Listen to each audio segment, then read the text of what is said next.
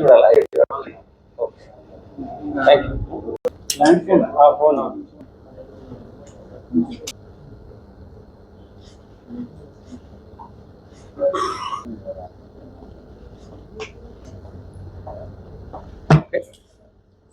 ఒక ఇంపార్టెంట్ తీసుకెళ్తారా? చెప్పు. ఒక నిమిషం చెక్ చేస్తాం. ఒక నిమిషం చెక్ చేద్దాం. వాళ్ళ హెల్త్ పర్స్పెక్టివ్ లో కొన్ని ఇష్యూస్, దాని తర్వాత వాళ్ళకు ఉన్నటువంటి ఆలోచన విధానం ద్వారా వాళ్ళు వచ్చారు కాబట్టి మేము వాళ్ళని పూర్తిగా ఆహ్వానం పలుకుతున్నాం జనజీవ స్రవంతిలో కలవాలని చెప్పేసి. మీరు ఇందాక అడిగినట్టుగా విషయాలు చెప్తే లైక్ మీకు 1992 వరకు గుంటూరులో పనిచేసిన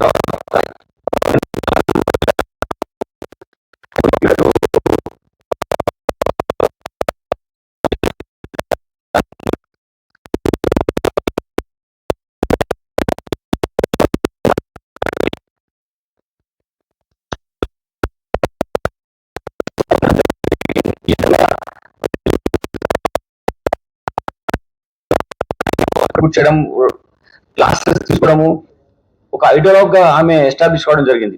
మీకు తెలిసి ఉంటది, వీళ్ళ ఫాదర్ కూడా విరసంలో యాక్టివ్ రైటర్ ఉన్నారు.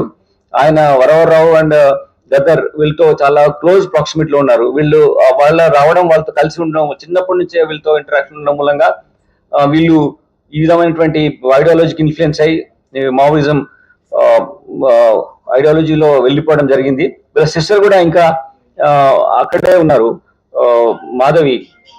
ఆవిడ హైదరాబాద్ సిటీలో కూడా 1990 నుంచి 2000 వరకు, అంటే 10 సంవత్సరాల వరకు సిఇఓగా పనిచేస్తారు, సెంట్రల్ ఆర్గనైజర్ గా పనిచేస్తారు.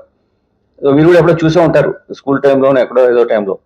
సో ఆవిడ ఎక్కడ ఉందో తెలియదు అని చెప్తున్నారు. బట్ మేము ఈమె ద్వారా కూడా మేము విజ్ఞప్తి చేస్తున్నాం, ఆవిడ కూడా వస్తే జనజీవన స్రవంతితో కలిస్తే ఇంకా బెటర్ లైఫ్ ను చేయొచ్చు, మనము ప్రజలకు ఒక ఆదర్శవంతంగా నిలబడొచ్చు.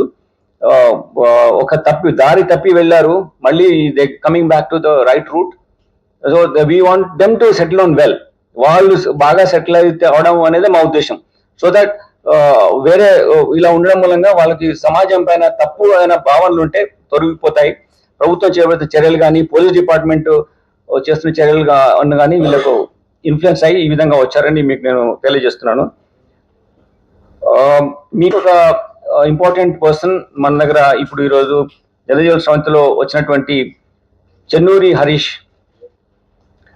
అలియాస్ రమణ శ్రీను.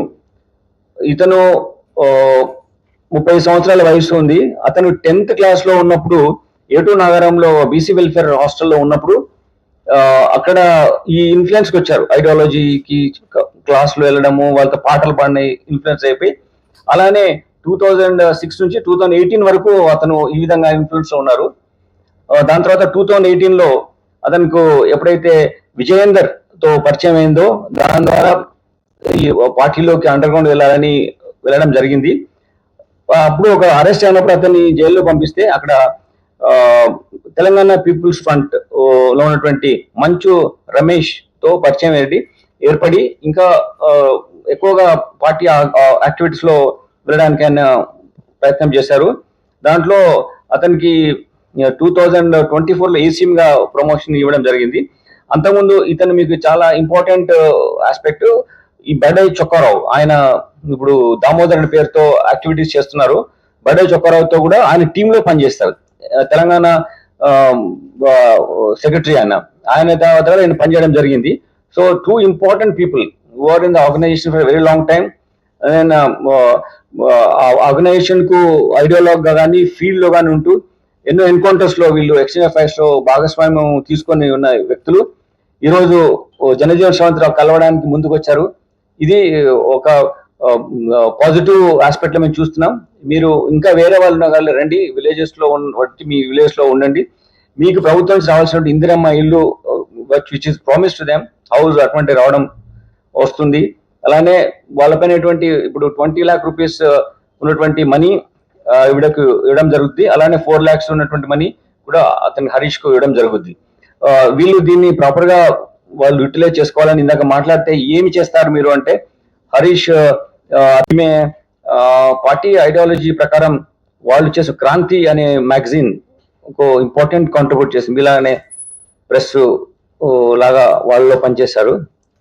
అయితే ముఖ్యంగా ఇక్కడ మీకు చెప్పేది మా తరఫున పోలీస్ తరఫున విజ్ఞప్తి కానీ ఏంటంటే, ప్రభుత్వం చేపడుతున్నటువంటి ఇనిషియేటివ్స్ మూలంగా వీళ్ళంతా మావోయిజంలో ఆ రోజుల్లో వెళ్ళారు.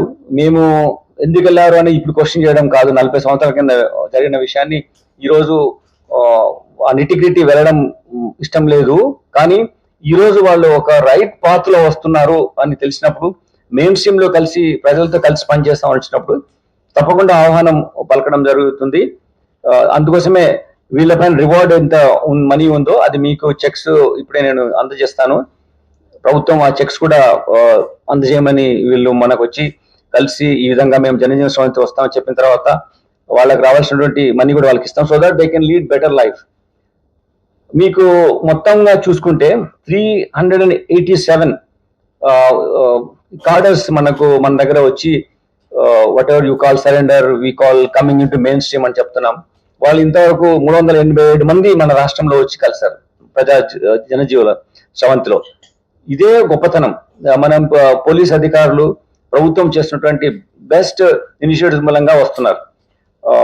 ఇది వేరే రాష్ట్రంలో పోల్చుకుంటే మన రాష్ట్రంలో జరుగుతున్నటువంటి వాళ్ళ రిహాబిలిటేషన్, వాళ్ళకు సపోర్ట్ లైన్, దాని తర్వాత వీళ్ళకు మేము పోలీస్ అధికారులు గాడ్ ఫాదర్ గా ఉండి వీళ్ళ తర్వాత కూడా వాళ్ళకి ఏం జరుగుతున్న విషయాలను మేము చర్చలు చర్చిస్తున్నాం. కాబట్టి ఆ విశ్వాసంతో వాళ్ళు వస్తున్నారు. మేము వీళ్ళని కోరుకుంటున్నాం, మీరు రండి, మీ గ్రామాలకు వెళ్ళండి, మీ గ్రామాల్లో పనిచేయండి.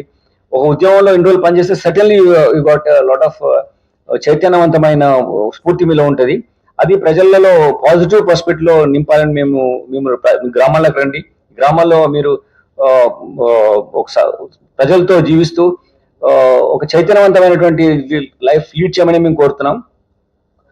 ఎందుకంటే ఈరోజు ఐడియాలజీని మేము తప్పు పట్టట్లేదు, వాళ్ళ ఐడియాలజీ వెళ్ళారు, కానీ relevance of the ideology is becoming redundant now entire world లో కానీ మన దేశంలో కానీ. బికాస్ యూత్ లో కెరియరిస్టిక్ పర్స్పెక్టివ్స్ పెరుగుతున్నాయి, వాళ్ళు పైకి రావాలని చూస్తున్నారు వాళ్ళ వ్యక్తిగత జీవితంలో. దానివల్ల డైలెక్టికల్ మెటీరియలిజం లో మనం చదువుతున్నటువంటి థీసిస్, యాంటీథీసిస్, సింథసిస్, ఈ పర్స్పెక్టివ్ లో వాళ్ళు డిఫరెంట్ సింథసిస్ లో వచ్చారు. కాబట్టి ఈ మార్గంలో రిక్రూట్మెంట్ జరగట్లేదు. ఇవిడ కూడా వెళ్ళి చాలా మంది ట్రైన్ చేసినా కానీ ఆ విధంగా రిక్రూట్మెంట్ జరగట్లేదు. జరిగిన వాళ్ళు తొందరగా వెనక్కి వెళ్ళిపోతున్నారు. వీళ్ళంటే 40 సంవత్సరాలు అట్లా పనిచేశారు, బట్ అందరూ అలా ఉండట్లేదు.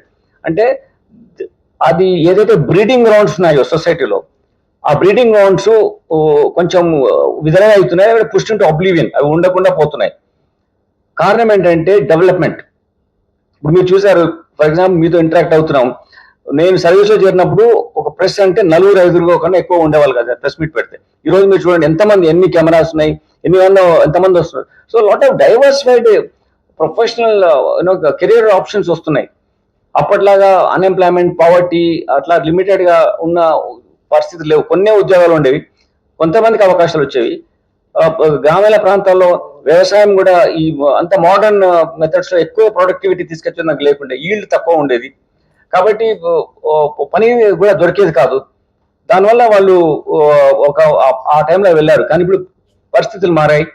ఇప్పుడు ఇక్కడ నగరంలో వచ్చి వాళ్ళు మంచి ఉద్యోగాలు చేయగలుగుతున్నారు, ఫారిన్ లో వెళ్ళి చూస్తున్నారు. ఇంకా మీకు తెలిసే ఉంటది, ఎవ్రీ కంట్రీ అబ్రాడ్, యుఎస్ నుంచి కానీ any east and west any side, they are feeling threatened by our people working over there. అంత నాలెడ్జ్ గెయిన్ చేస్తున్నారు మన పిల్లలు, మన మిత్రులు, అంత నాలెడ్జ్ గెయిన్ చేసుకొని ఫారిన్ లో కూడా వెళ్ళినా కానీ ఇటువంటి వాళ్ళతో వస్తే మా నాలెడ్జ్ కానీ ఎక్కువ ఉంది, మా ఉద్యోగాలు ఎక్కడ పోతాయనే భయంలో చాలా కంట్రీస్ ఉన్నాయి. అంత ఎత్తుగా ఎదిగిన సమాజం మన ప్రభుత్వం చేసిన చర్యల మూలంగా ఓవర్ పీరియడ్ ఆఫ్ టైం మార్పులు వచ్చాయి. కాబట్టి ఈ టైంలో ఇంకా వాళ్ళు ఆ పంతాలు ఉండడం వల్ల లాభం లేదు, పరిస్థితులు మారాయి. ఒక చేంజ్ ఈజ్ ఓన్లీ సర్టన్. ఏది ఉన్నా లేకున్నా కానీ చేంజ్ అనేది ఎప్పుడూ అన్చేంజ్ గా ఉంటుంది, కంటిన్యూస్ గా ఉంటుంది చేంజ్. అది తెలిసి వీళ్ళు జనజీవన స్రవంతి రావడం తెలంగాణ పోలీస్ చేస్తున్న ఎఫర్ట్స్ మూలంగా ఒక 40 సంవత్సరాలుగా ఒక ఐడియాలజీ మావోయిజం పర్స్పెక్టివ్లో పనిచేస్తూ ఉన్నటువంటి ఒక senior CPI Maoist state committee member, అలానే ఏసీఎం చెన్నూరి హరీష్ ఇప్పుడు మన ముందు జనజీవన శ్రవంతిలో కలవడానికి వచ్చారు. ఇందులో senior CPI Maoist state committee member DK ఎస్జెడ్సిలో పనిచేసినటువంటి కాకర్ల సునీత గారు, ఆవిడ బద్రి, లక్ష్మి, గురు, స్మృతి, సరోజ అనే పేర్లతో కూడా ఆమె ఆర్గనైజేషన్ లో పనిచేశారు. She is ideologue of the party and then intellectual backbone of the party. All the teaching methodologies, all the activities to create an awareness, what kind of steps the party expecting from these cadres, అవన్నీ ఈమె discussion లో participate చేసింది.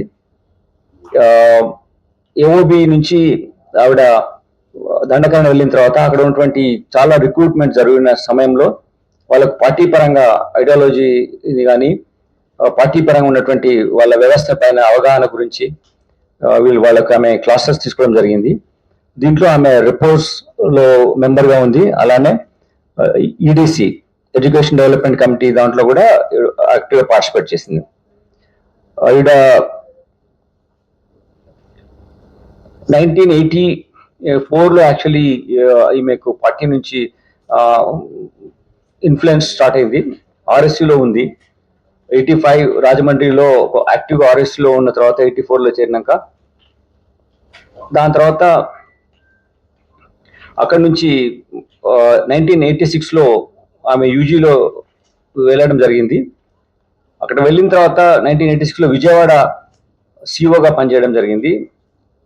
86 to 90 Vijayawada CO పనిచేసినారు. అక్కడ ఆవిడ పనిచేసే సమయంలోనే మీరు సుధాకర్ అని పేరు విని ఉంటారు. ఈ మనము 2004లో మావోయిస్ట్ తో టాక్స్ జరిగినప్పుడు ఆయన మావోయిస్ట్ తరఫున రిప్రజెంట్ చేశాడు గవర్నమెంట్ తో ఈ టాక్స్ లో, చర్చల్లో. ఆయన చలం అని ఆయన పేరు, ఆయన పెళ్లి చేస్తున్నారు. అట్లానే ఉన్నప్పుడు యాక్టివిటీలో 92 తర్వాత ఆవిడ గుంటూరు సిఓగా పనిచేశారు. గుంటూరులో పనిచేసిన తర్వాత నల్లమల వెళ్ళారు. నల్లమల వెళ్ళి నల్లమలలో ఈవిడ చాలా ఏరియాస్ లో యాక్టివ్ గా పార్టిసిపేట్ చేస్తూ అండ్ ఎన్కౌంటర్స్ లో కూడా ఎక్స్చేంజ్ ఆఫ్ ఏరియాలో ఉండడం జరిగింది. యాక్టివ్ గా రోల్ ప్లే చేశారు.